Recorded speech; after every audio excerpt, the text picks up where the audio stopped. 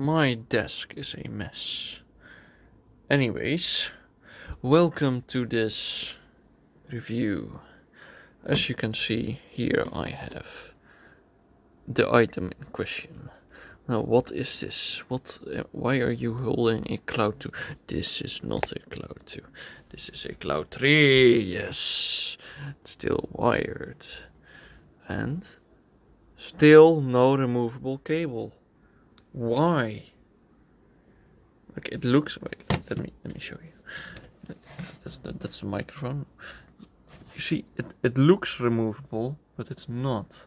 It's very annoying. I can even move it. Like it feels like it can come out, but it's not. Trust me, I tried pulling. Anyways, this thing. It still has a detachable microphone. Look, oh fuck. Okay, yes, hey. Still has a focus. Still has a detachable microphone. This is nice. This is a new mic compared to the old one.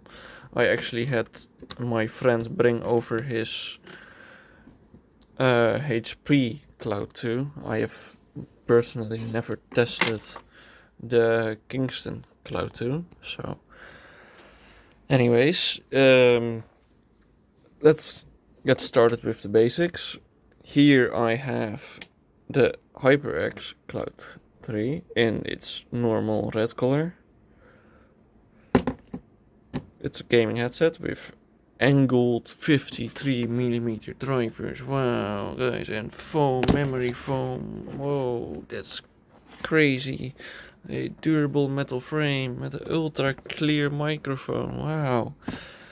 Anyways, we don't care. So, is that the USB thingy? Oh, there goes my HyperX software. Anyways, it comes with a USB-C cable with a USB-C to USB-A adapter. Let me just plug this bad boy in. Yes.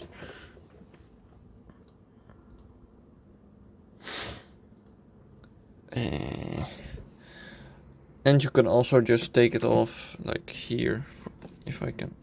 Yes. You can also just use it like this if you want to, but you will lose app functionality that way.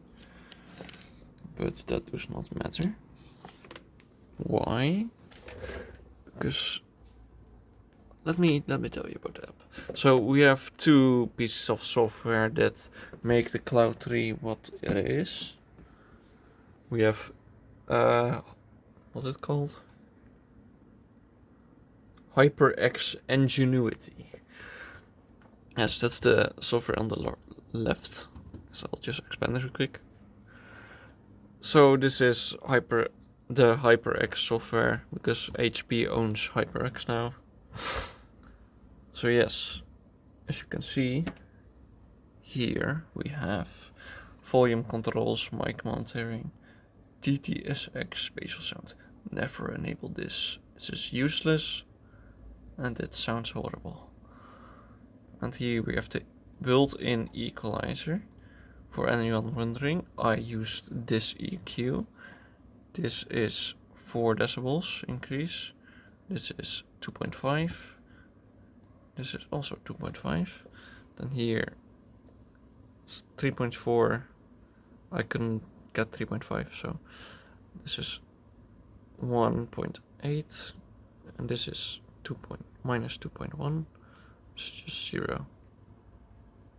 Alright, this is 2. So that's the EQ I used on it to make it sound a bit better. But anyways, you can ignore that basically altogether, because if you don't want to use it with USB, you lose functionality of DTS Sound Unbound, which you will have to download separately, otherwise it won't even work. So DTS Sound Unbound, it's at least that's what the software is called, is different from the DTS setting in Ingenuity. So we have balance and spatial modes, but it's spatial audio. Well, in a sense, it is spatial audio because it widens the stage in some sort of weird artificial way, but not the way you are used to.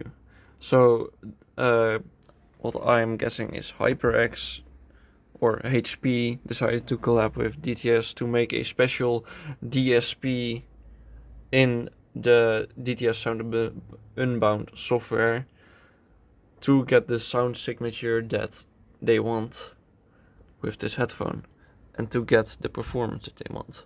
So let me just make a few things clear. Without this, it's kind of shitty. For gaming, it's alright, but it's not audiophile level quality. What I mean by that is, this is the AKG K361. Yes, I still have this. I'm selling these soon because I don't need them. I want to use that one and my IEMs and my KC75. So yes, this is the K361. It's a close back at a decently cheap price. There's also the K371, which is slightly worse tuning but better build quality. Yeah, this is a detachable cable, by the way. That's one of the pros of being a studio headphone, or at least marketed as one. Yeah, I have an EQ with this. I don't want to use this without an EQ. Same goes for this. But that's because this is basically Harman without EQ, and I hate Harman because it's way too harsh, for me at least. So yes, but to put it simply, this thing is it's marginally better than this. And what I mean by that is, this thing actually has details, you can hear more things. It has a bit of sound states more than this, even with the spatial audio.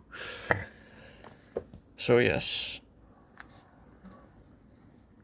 this thing is just plain and simple better. But here it is. I will now describe the sound of these. So what these are without EQ.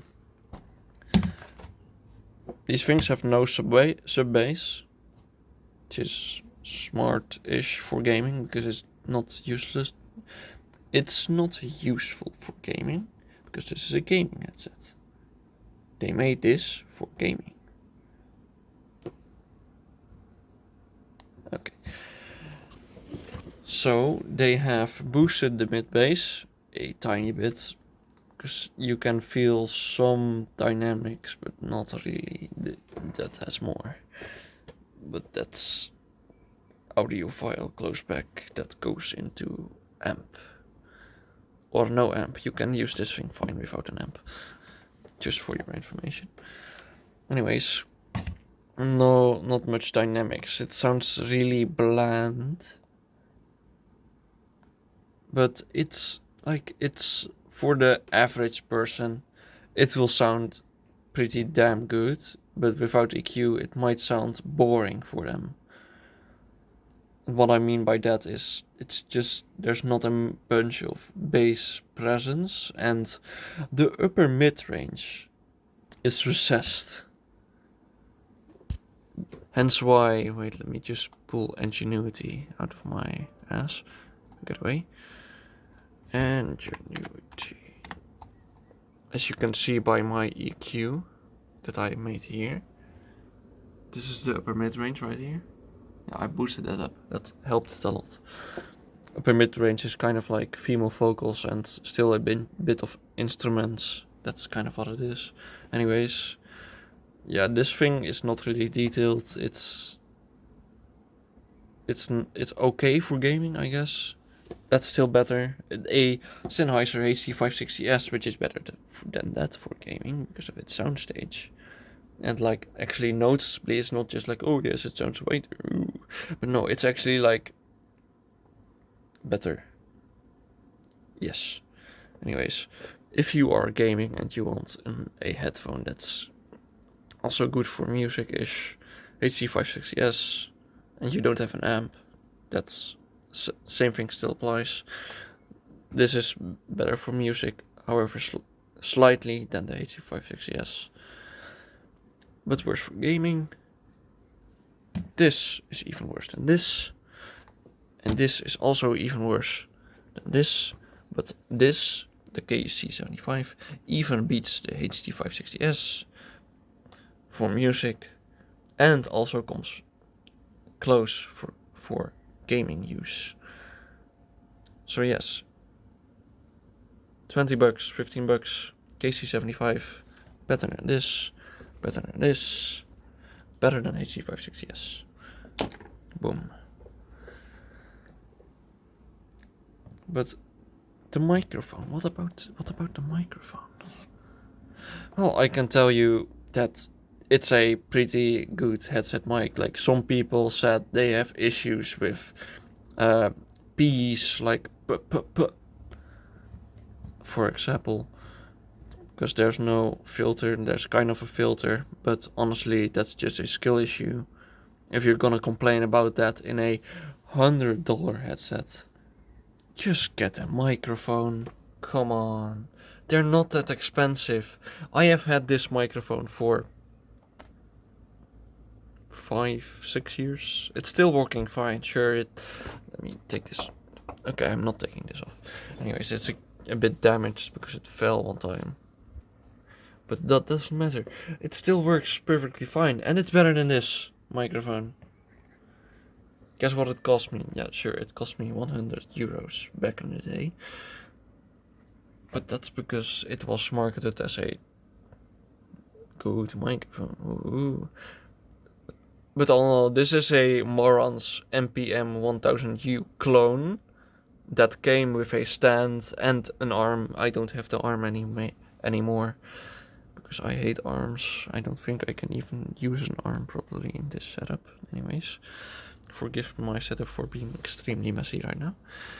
This is way better, and you can buy this for $50, or you can buy a mic for $60, like the Fifine Ampli-Game A8 or the T669, just to name a few examples. But yeah, headsets are stupid. Anyways, I think that's enough about sound, because there isn't much to speak of. It's okay. I heavily recommend using an EQ even when gaming, but you can also use Peace APO, and you can only do that when you have the 3.5 connected to your PC. And when you do that, you will get about the same level of sound quality as you do with DTS Sound Unbound. And when I say about, I mean even a bit better. So this is my K361 EQ. You can stare at it all you want. But what I would do I would do kind of the same I did in the Ingenuity. Boost the upper mid-range, boost mid-bass with a low shelf filter by like 5 or 8 decibels, and that's all you need.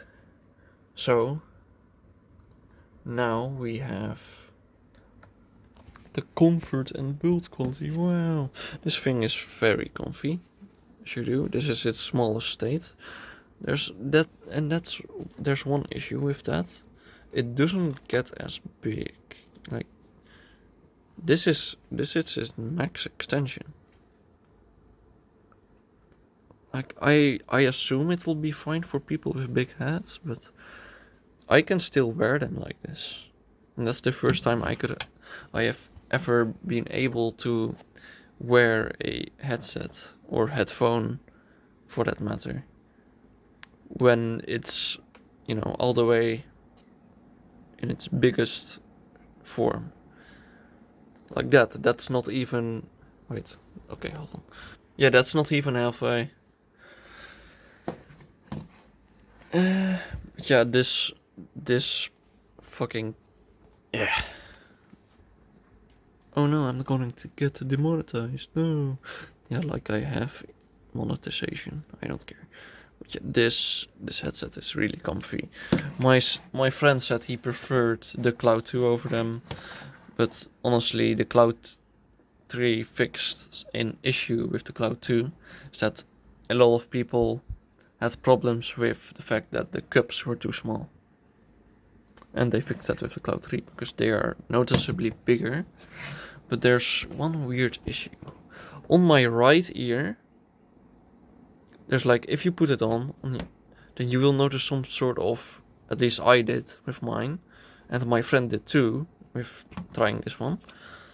There's some weird pressure thing going on, as of it's a really weird seal. I can't put my finger on it, but like, it's really strange. It really weirded us out, and it wasn't really pleasant. But it went away after like 5 minutes. So yeah, there's that. The earpads are really comfy. This is honestly probably after the Edition XS, this is probably the comfiest thing I've ever used. Yeah, the comfiest thing I've ever used was actually my bed. Whoa. So yeah. In summary, decent sound for $20 more. Like, it's a clear step up above the Cloud 2, but not as much that it would warrant an upgrade. Unless your Cloud 2 breaks, then I do recommend either getting this or a dedicated mic and an actual pair of headphones. I beg you, please do. So, good comfort, alright sound, it's fine. Good microphone. No detachable cable. And decent for gaming. So yes, buy it or don't. I will recommend this to people looking for gaming headsets. But honestly, there's also the Sennheiser PC37X, 38X. But those are supposedly worse than the HC560S. And if they are worse, that means that this is better. Which is really funny to me. Anyways, that's going to be it for this video. I will soon be reviewing this. And I will now be sharing this. So, goodbye.